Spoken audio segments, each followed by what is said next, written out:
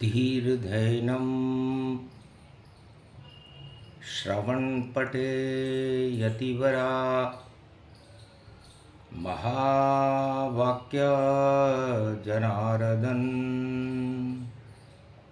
सच्चिदानन्दत्वं शरणं ब्रजेश यादवेन्द्रं दयादाता पुण्डरीक्षाशीर्षागरशयनं कमलनयनं नमस्तुते नमामि श्रीहरि। धैर्य से जिसको धारण किया जाता है, कर्णपटुओं से जिनका पान किया जाता है, ऐसे सच्चिदानंद भगवान श्री यादवेंद्र सरकार को मैं नित्य ही चिंतन करता हूँ, नमन करता हूँ। जिनको नमन करने से मंगलादि मंगल तो हो ही जाते हैं, साथ ही में बहुत बड़ा बल मिलता है मनुष्य।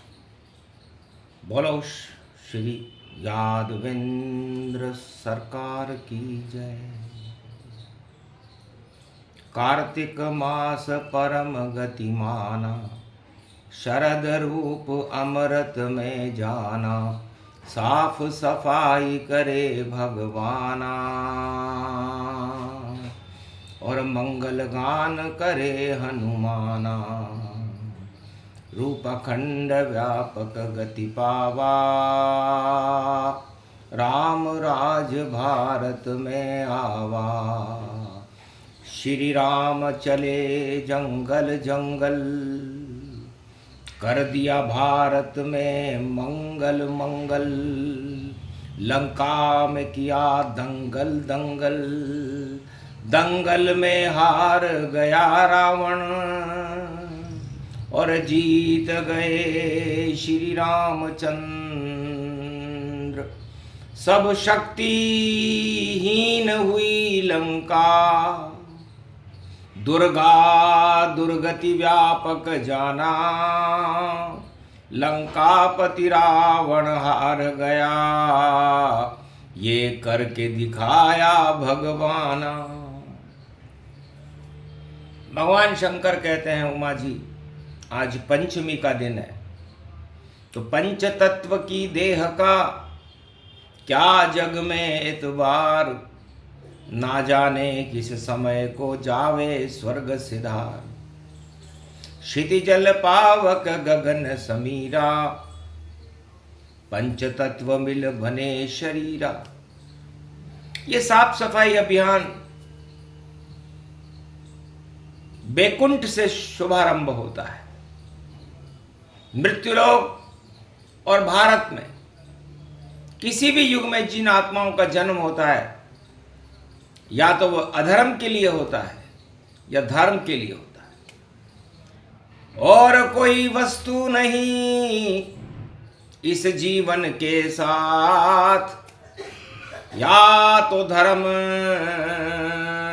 आगे बढ़े या दानवता बढ़े। आज जब दानवता बढ़ती है तब धर्म की ग्लानि होती है, और तब मानवता का जब जब पतन होता है, अवतार हो जाते हैं।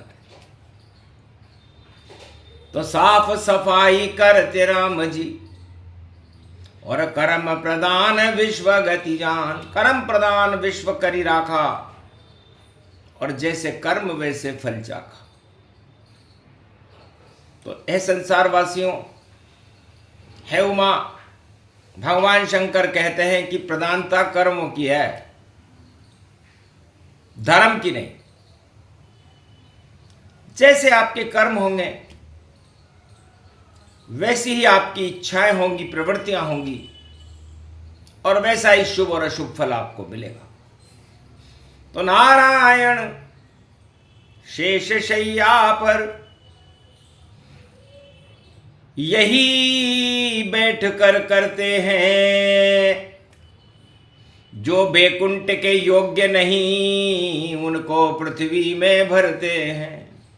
भगवान नारायण यही काम करते हैं, एक ही काम है उनका कि जो इस बैकुंठ के योग्य नहीं, जो धर्म के योग्य नहीं, उसे मृत्युलोक में भेजा जाता है कि जाओ करो सुधार, मृत्यु ये लोका और धर्म की चाल पकड़ो वरना खाओ धोखा। तो शनि प्रधान जो मृत्युलोक है, शनि देव सूर्य के पुत्र हैं और सूर्य वंश में राम जी हैं। तो सूर्य प्रकाश का काम करता है, धर्म प्रकाश का काम करता है और अधर्म अंधकार फैलाने का काम करता है। तो शनि के पास नियंत्रण देखो, भूत भविष्य वर्तमान, तीसरी दृष्टि शनि देव की और ढैया चाल चले शनिमान। तो शनि सबसे पहले जहां बैठते हैं, जिस राशि में बैठते हैं, इस समय वर्तमान में शनि मीन राशि में बैठे हुए हैं। तो वो अपने पीछे कुंभ राशि को देख रहे हैं और आगे मेष राशि को देख रहे हैं। तो त्रिपुटी ब्रह्मा विष्णु महेशा और शुभ और अशुभ कर्म प्रवेशा, शुभ और अशुभ कर्म प्रवेश करते। तो शनि अपनी अपनी जन्म कुंडली खोले सारे इंसान और देखे अपनी कुंडली कहां शनि भगवान। तो जहां शनि बैठते हैं वहीं से पता लग जाता है कि आदमी भगवान का भक्त है, मानवता का प्रकाश करेगा या दानवता का अपवाद फैलाएगा। तो मीन में शनि बैठ रहे हैं और राम राज्य की बात। तो राम राज्य में शनि भगवान राम के तुला राशि में बैठे हुए थे। मर्यादा पुरुषोत्तम राम थे। मर्यादा पुरुषोत्तम राम जब देखा व्यापक रूप अखंड, तो राम तोलते रहते हैं और जहां अधर्म होता है वहां बोलते रहते हैं। तो राम ने देखा रावण को, मेष लगन की कुंडली थी रावण की, और अष्टम स्थान में गुरु बैठे हुए थे। तो देखा अनुसंधान करे रावण और चार वेद का ज्ञाता है और फिर भी बुद्धि बिगड़ गई इसकी, शनि ये कर्म कराता है। उल्टा काम करे रावण, श्री राम से लड़ने जाता है और राम तोल रहे रावण को, लंका में वह मर जाता है। तो जिस कुंडली में शनि, चाहे वो किसी भी जाति और धर्म का हो, मृत्युलोक में यदि वह उच्च का है या 10 और 11 नंबर में बैठा हुआ है या अपने मित्र राशियों में बैठा हुआ है, बुध और शुक्र की राशियों में, तो समझो आप धरा पर देखो और राम चलाने आए हो, नाम कमाने आए हो, भगवान लगन लगाए हो और धर्म करो और शुभ कर्म करो। ये जीवन में उद्देश्य बने तो राम कृपा से वापस वह जीवन तुमको बैकुंठ मिले। तो वो जीव बैकुंठ में चला जाता है जो शुभ काम करता है इस मृत्युलोक में, और जो अशुभ काम करता है, दानवता फैलाता है, तो जिनके शनि 1 नंबर में होता है मेष राशि में, और कर्क राशि में चंद्रमा का दुश्मन है शनि। मंगल की राशि में हो तो समझ लेना चाहिए कि अधर्म फैलाने आई है और रावण नीति लाई है और दानव जैसे काम करे ये कुंडली गर्भ प्रगटाई है। तो शनि इस समय सागर तट पर बैठा हुआ है। त्रेता युग में राम जी सागर तट पर बैठे हुए थे और रामेश्वर की स्थापना कर रहे थे। तो जब शनि मीन में आया, राम के 12 वर्ष वनवास हुआ और राम बैठ गए सागर तट पर, शिव का वहां प्रकाश हुआ। शिव शक्ति प्रगटाई राम ने और आशीर्वाद श्री राम मिला और लंका लुट गई रावण की और रावण देखो लंक मरा। तो जब मीन राशि में शनि हो तो संपूर्ण विश्व के राष्ट्राध्यक्षों को सत्ता का मोह छोड़ करके शिव की आराधना करनी चाहिए। ये वाणी बता रही कलयुग और ज्ञान बता रही है कलयुग। गर सत्ता में फंसे राजा तो हार बता रही है कलयुग। क्योंकि आगे दृष्टि डालो जब तो शनि मेष में जाए और मेष में शनि नीच का हो तो लंका ही लुट जाए। पीछे भी राशि शनि कुंभ रूप प्रगटाए और कुंभ में बैठी जानकी जो रावण प्रलय कराए। तो मीन राशि का योग त्रेता में आया और ये 2025 में कलयुग में भी आया। वही योग है राम रावण का युद्ध होएगा भारी और चोरी होएगी रे इसमें सीता सुंदर नारी। यही बड़ा कारण होगा और रावण मारा जावेगा। चोरी करेगा सीता की तो रावण बहुत पछतावेगा। पीछे तो सीता मटके में, आगे खटका मंगल का। दंगल होगा भारी भैया झटके झटका झटके का। तो 12 बजेगी दानवता की रोक कोई नहीं पावेगा।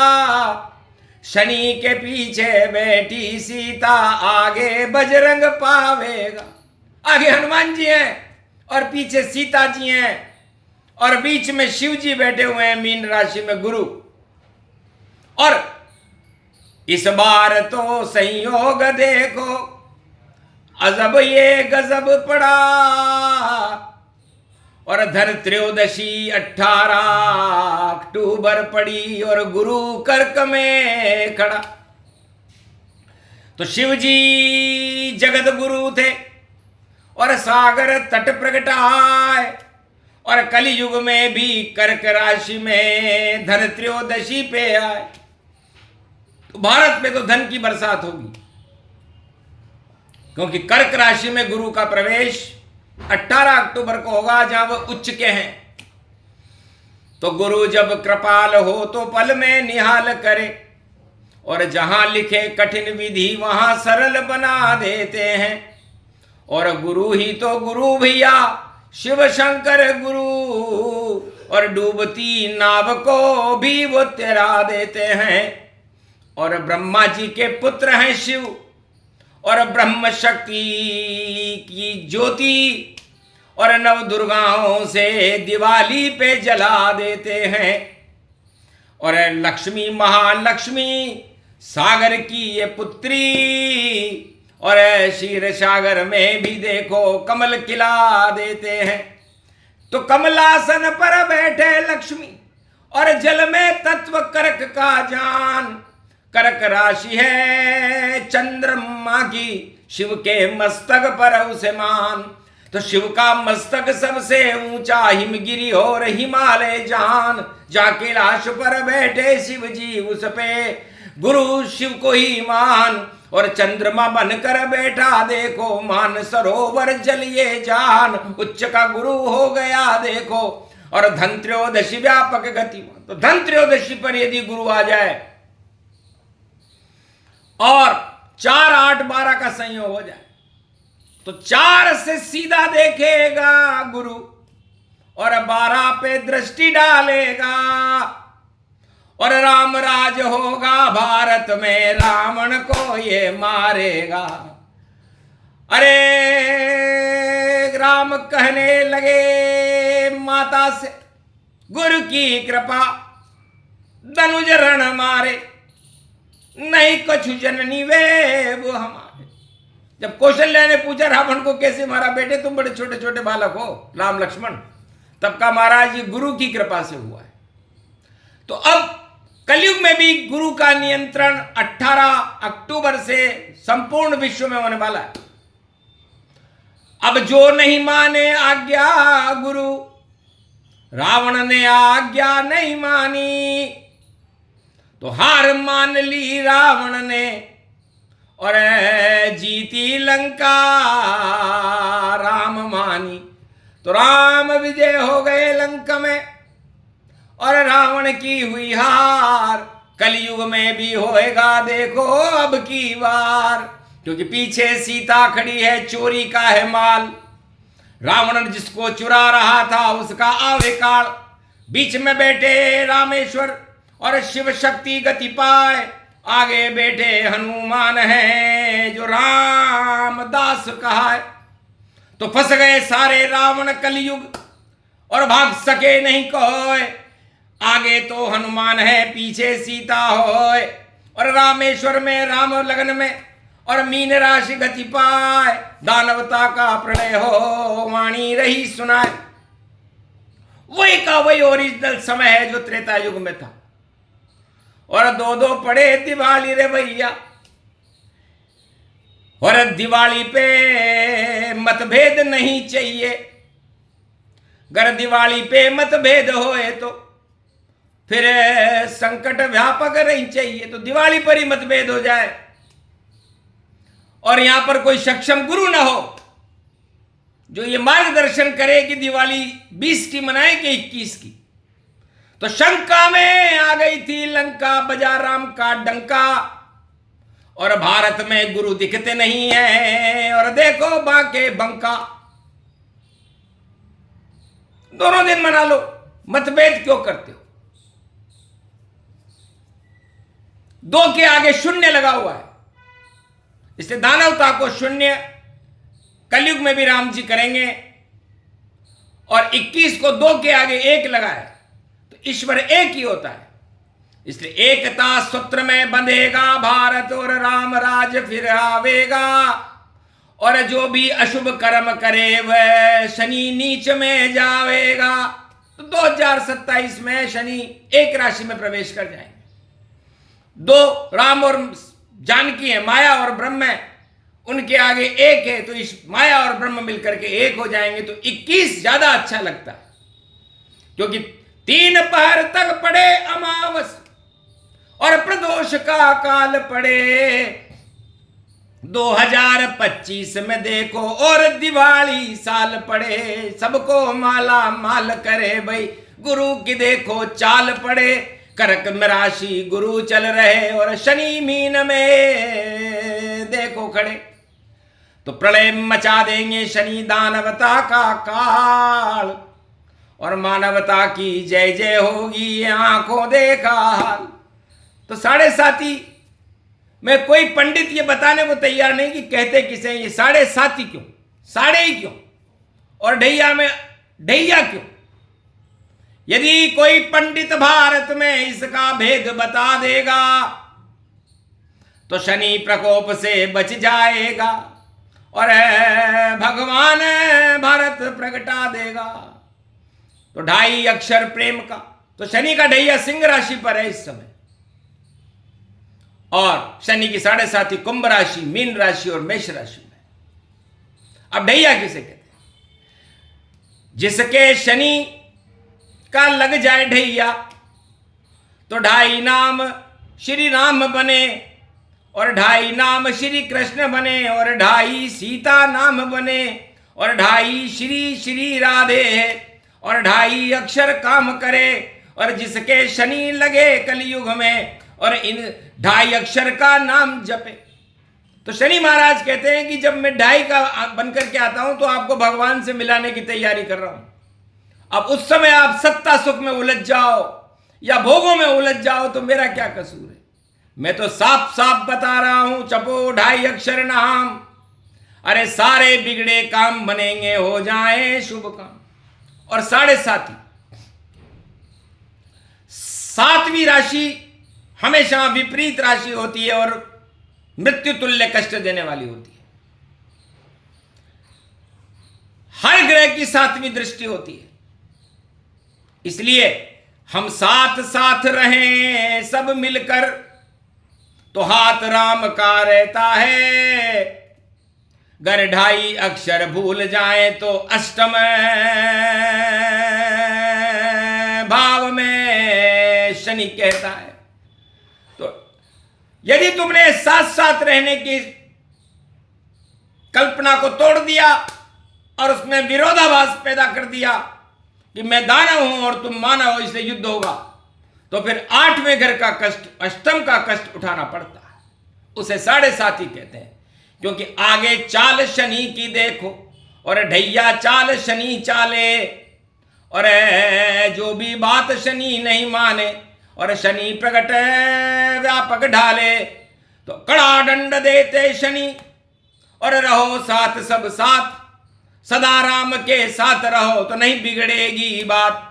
गर रावण नीति फैलाओ तो पाताल नैया डूब के जाओ, भंवर नाव में फंसेगी रोक सके नहीं कोई। शनि की 7.5 है, कुंभ मीन मेष में होए। इसलिए गुरु कृपा भारत मिली और भारत रूप विशाल, लगता है 25 के बाद में भारत माला माल। उच्च के गुरु और गुरु की राशि में शनि, ये दोनों धर्म कर्म जानो, और जो धर्म कर्म को नहीं माने उसका ताज भंग मानो। तो ताज भंग योग सब आया, लंका रावण ताज गिराया, वही योग फिर से प्रगटाया, वाणी ने सच सच बतलाया। जो भी सुने प्रसंग ये और शनि गुरु की चाल, अरे टल जाएंगे भारत के और भक्तों के सब काल। भारत माला माल हो और मिले कृपा श्री राम, राम राज हो भारत में, बोले शिव भगवान, बोलो जय श्री। आज के आनंद की सूक्ष्म रूप प्रसंग सुनाया और वाणी में वेदन ने गाया। जिसको कोई पंडित समझ न पाया और राजा प्रजा के समझ न आया, कहना था सो कह दिया, बोले शिव भगवान। अरे गुरु स्वयं श्री भोलेनाथ है और शनि कर्म का ज्ञान, तो धर्म कर्म दोनों मिले। और कलयुग में 25 वो 12-25 है भारत, आवे राम जगदीश, बोलो जय श्री राम।